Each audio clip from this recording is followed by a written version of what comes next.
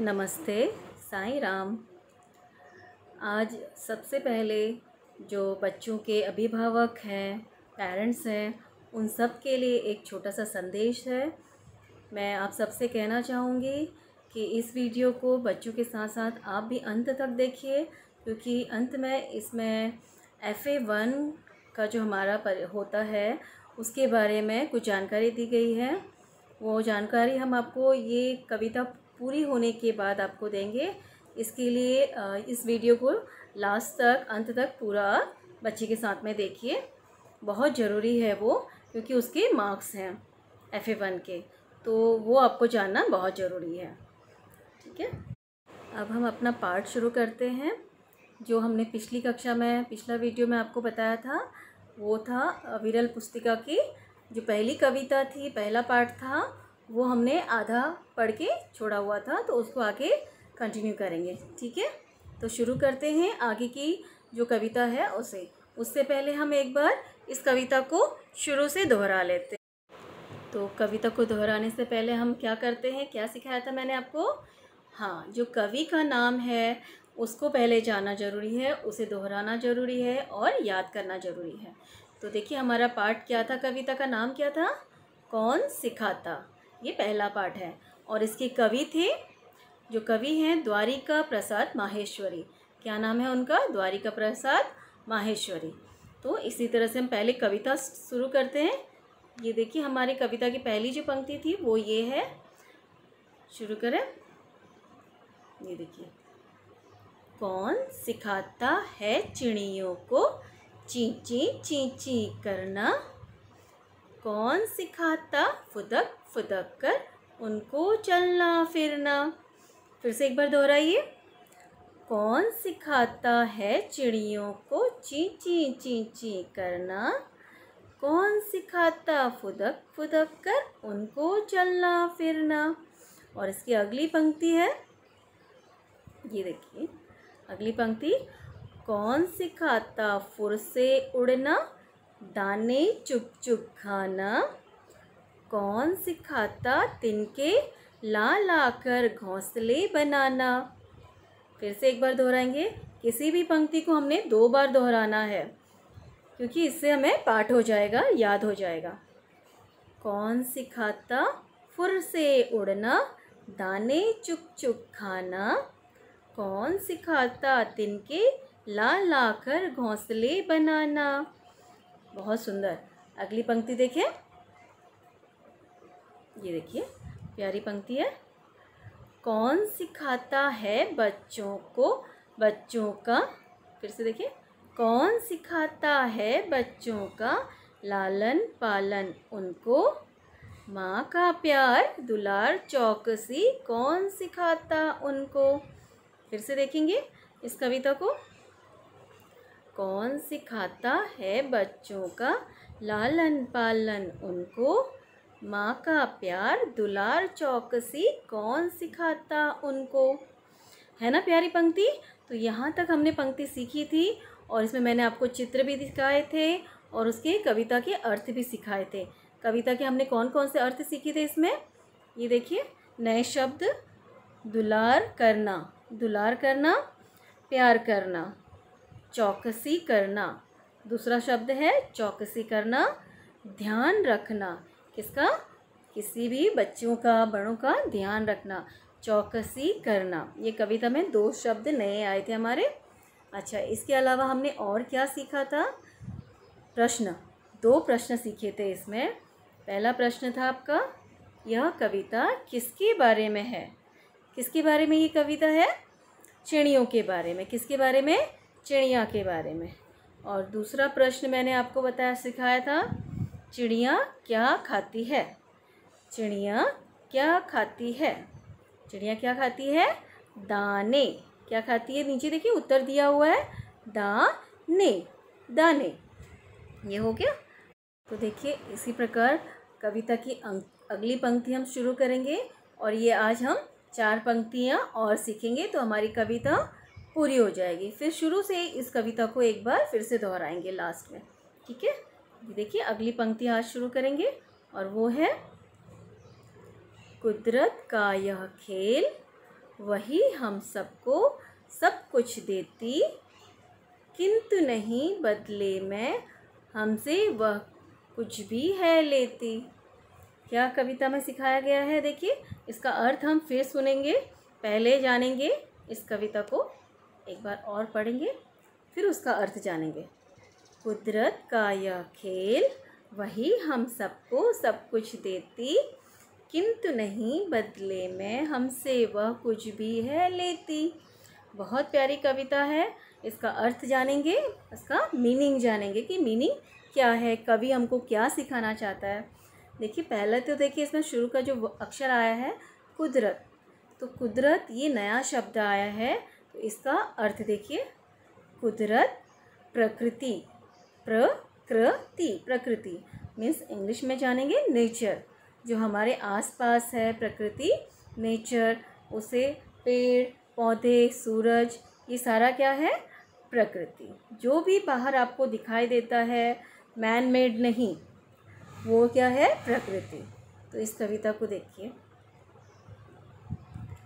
कुदरत का यह खेल, तो ये क्या बताना चाहता है कि प्रकृति का ऐसा खेल है, वो ऐसा हमसे खेलती है कि हमको सब कुछ देती है।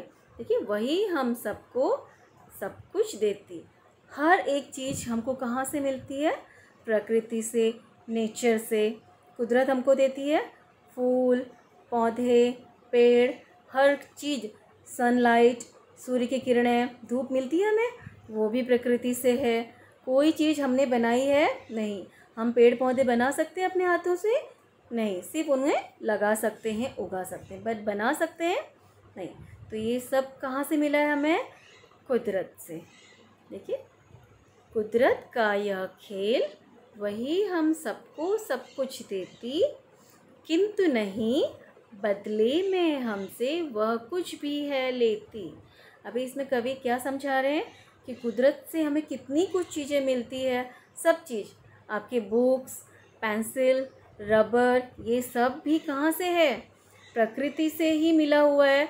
इंसानों ने बनाया है, लेकिन कहाँ से मिला उनको ये सब? प्रकृति से। तो उसके बदले में वो हमसे कुछ लेते हैं, आपको फ्रूट्स देते हैं, फल सब्जियाँ, हर कोई चीज़ देते हैं, तो उसके बदले में वो कुछ लेते हैं हमसे? नहीं। हमसे कहते हैं आप अपनी कोई सामान हमको दे दो, अपनी किताब दे दो, अपने खिलौने दे दो, हम आपको फल दे रहे हैं। नहीं, ऐसा कुछ भी नहीं।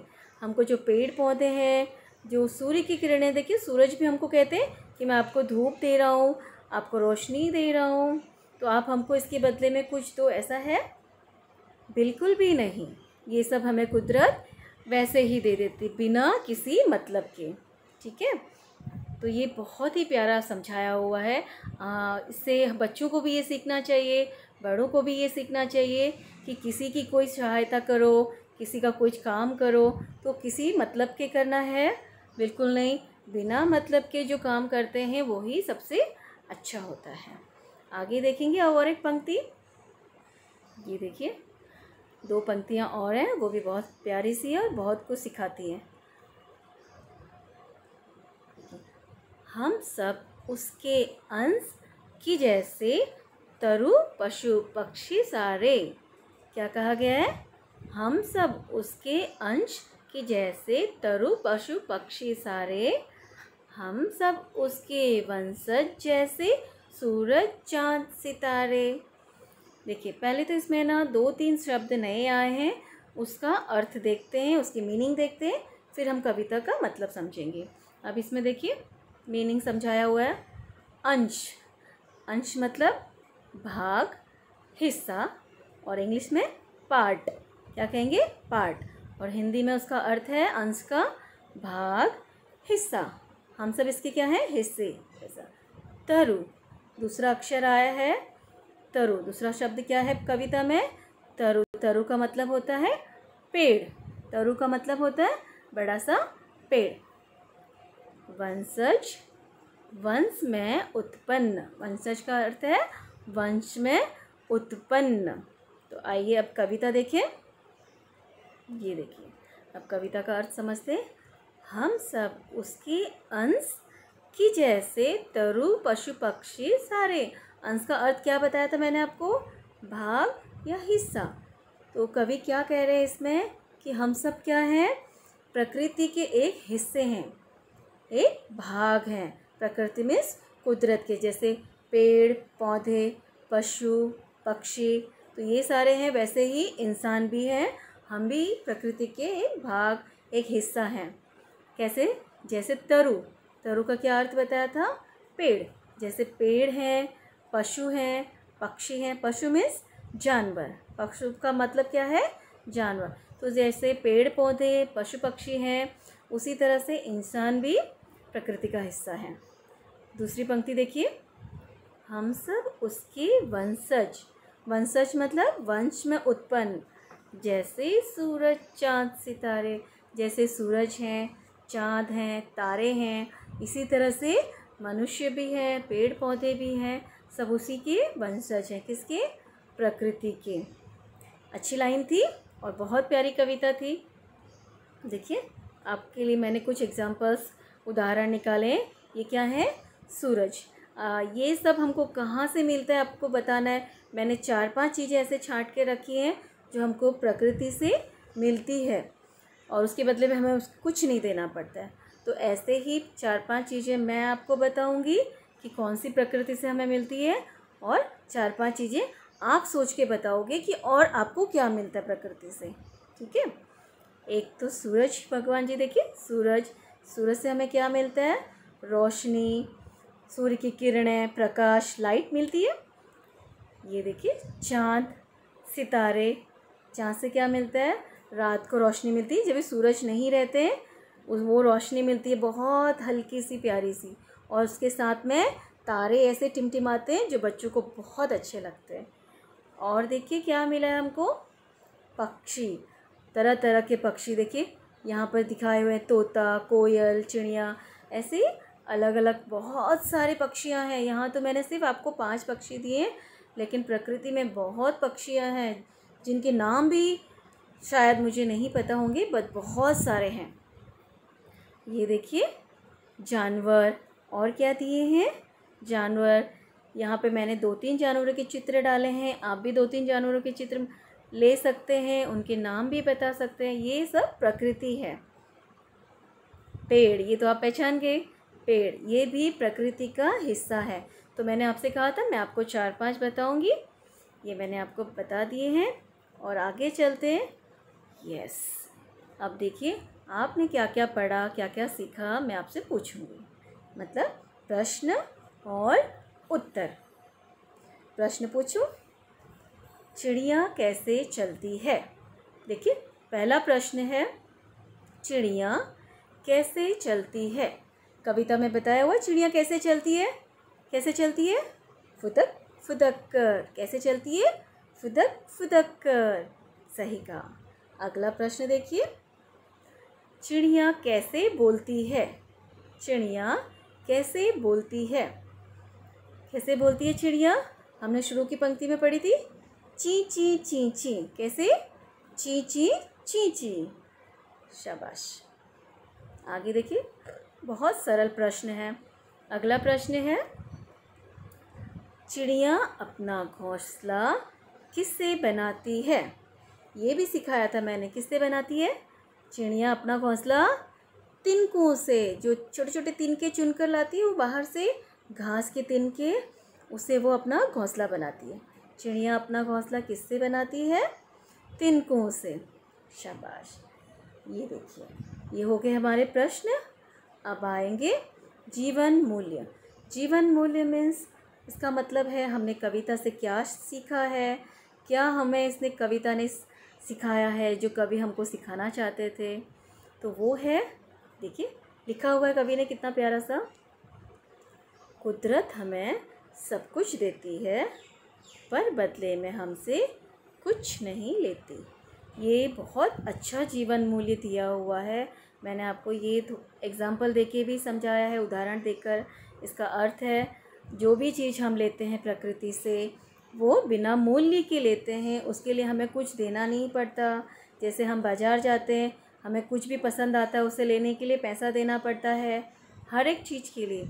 लेकिन प्रकृति से हमें कोई चीज़ लेनी है तो बिना मूल्य के हमें मिल जाता है सब कुछ। सूर्य की किरणें मिलती है, धूप मिलता है, उजाला मिलता है, ऐसे पेड़ों की छाँव मिलती है, ठंडी ठंडी हवा मिलती है, तो उसके बदले में हमें कुछ देना पड़ता है? कुछ भी नहीं, कोई चीज़ हमसे प्रकृति नहीं मांगती। तो ये जीवन मूल्य था इस कविता का। अच्छा, अभी ये आ गया जो मैंने आपसे कहा था। आपके मम्मी पापा बैठे हैं साथ में? नहीं बैठे हैं तो बुला लीजिए मम्मी पापा को और उनको एग्ज़ाम्स के बारे में, FA1 के बारे में कुछ बताना है, ठीक है? यहाँ देखेंगे मैंने स्क्रीन पे लगाया हुआ है FA1 एग्ज़ाम्स। तो FA1 एग्ज़ाम्स हमारा नॉर्मली कैसे होता है, हम प्रोजेक्ट देते हैं बच्चों को घर पर। हर साल बच्चों को प्रोजेक्ट दिया जाता है कुछ ना कुछ। उसमें पेरेंट्स भी थोड़ा सा, जो उनके अभिभावक हैं, उनकी मदद करते हैं, उनको किस तरह से करना है वो समझाते हैं। हम यहाँ पर आपको पूरी तरह से समझा देंगे, फिर भी आपके गाइडेंस में वो करेंगे तो और अच्छा रहेगा। ये देखिए, हिंदी परियोजना, हिंदी प्रोजेक्ट। तो ये हिंदी प्रोजेक्ट हम इस तरह से बच्चों को दे रहे हैं। ये हमने एक एग्ज़ाम्पल, एक उदाहरण दिया हुआ है कि आपने किस तरह से बच्चों को कहना है कैसे करने के लिए। और इसके लिए आपको मार्केट से, बाज़ार से कोई सामान लेने की ज़रूरत नहीं है, कोई आवश्यकता नहीं है।